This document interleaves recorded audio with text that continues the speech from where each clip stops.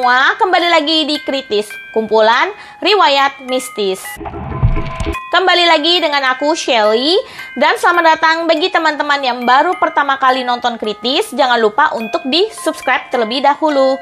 Nah, di episode Kritis kali ini, kita mendapatkan cerita dari salah seorang teman kita, yaitu seorang pendaki gunung yang bernama Ahmad.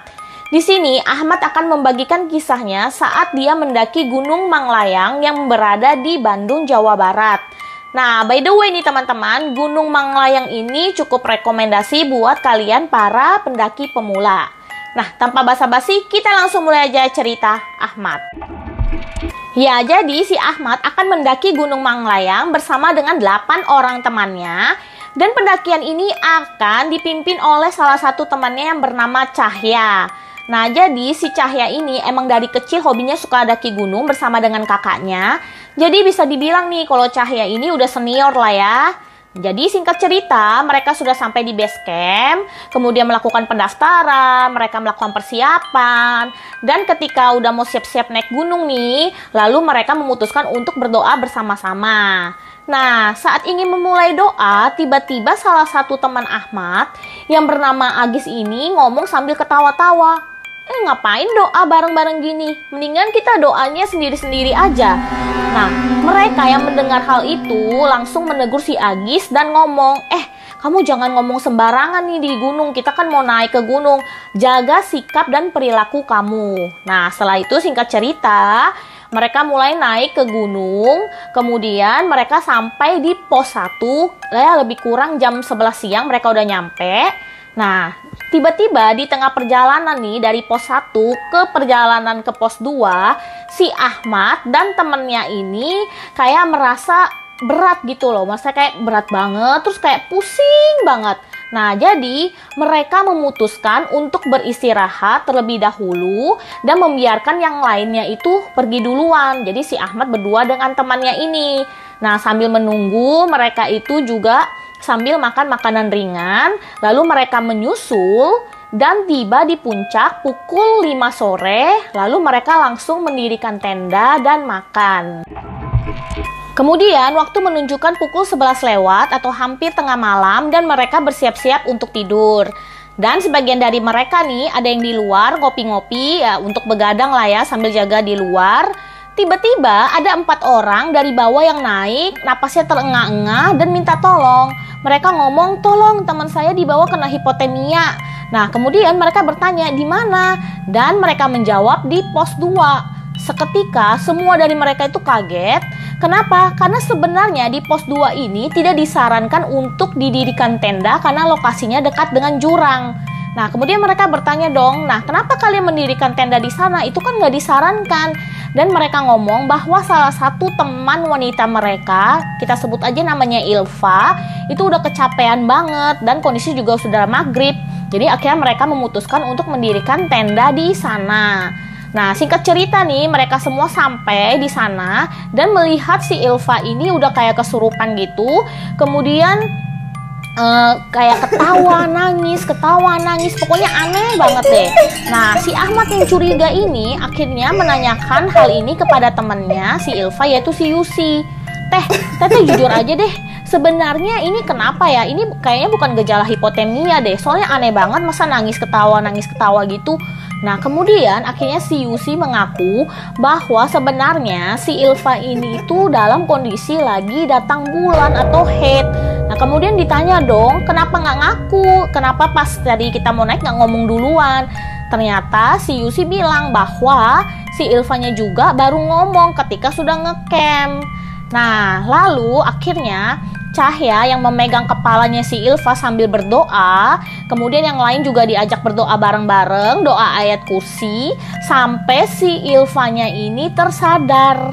Nah, saat tersadar nih, dia udah kondisinya lemes, kemudian dikasih air ya buat tenangin diri, tapi si Ilva selalu matanya melihat ke arah pohon. Jadi dia ngeliat ke atas pohon terus, pokoknya kayak kaget, takut gitu, dan tiba-tiba dia kesurupan lagi buat kedua kalinya. Jadi kesurupannya itu kayak nangis, ketawa, terus kayak marah-marah, berontak-berontak terus. Nah, akhirnya mereka memutuskan buat membawa si Ilva ini ke pos yang lain atau ke atas ya, untuk bertemu dengan orang asli sana ataupun orang yang memang mengerti.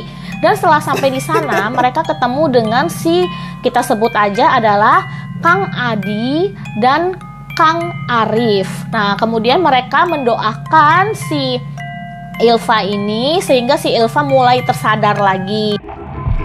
Nah, kemudian Kang Adi dan Kang Arif ini setelah menyadarkan si Ilva ini menyarankan bahwa si Ilva ini sebaiknya dibawa ke puncak dan mendirikan tenda di sana. Nah, yang ditugaskan untuk membopong si Ilva ini adalah Ahmad dan temannya. Sebenarnya si Ahmad ini udah ketakutan lah ya, dia juga udah, aduh kenapa harus gue? Cuma dia mikir kayak oke lah, ini kan nolongin orang, ya udah. Akhirnya si Ahmad setuju. Dan dalam perjalanan dia membopong si Ilva ini selalu matanya melihat ke arah pohon.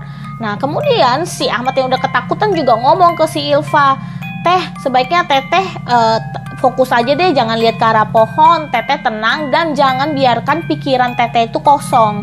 Nah, tapi si Ahmad ini kayak merasa keganggu ya, si Ilvanya nengok-nengok terus.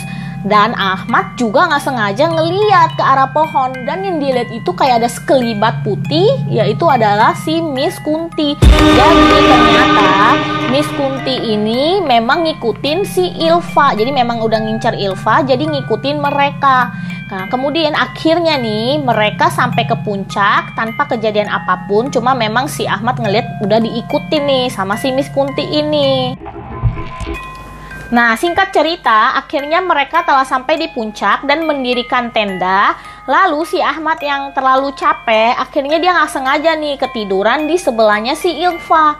Dan untung saja nih sampai dengan pagi hari nggak ada kejadian aneh-aneh. Nah, lalu singkat cerita, mereka udah kembali ke rumah masing-masing. Si Ahmad juga udah balik sampai ke rumahnya, bersih-bersih, lalu istirahat. Dan pada jam 1 malam, si Ahmad ini terbangun karena rasa lapar. Nah, tapi dia mendengar di atas kamar tidurnya itu kayak ada suara tertawa nangis, dan semakin kencang suaranya melengking gitu, dan itu ada di atas atap kamar tidurnya. Nah, si Ahmad langsung kayak kaget gitu, dan dia tuh mikir, oh ini kayak suara yang persis dia dengar saat dia mendaki gunung, dan berarti si Mas Kunti ini tuh ngincar dia. Ya mungkin karena nih si Ahmad mikir karena pas saat itu yang membopong si Ilva ini kan dia.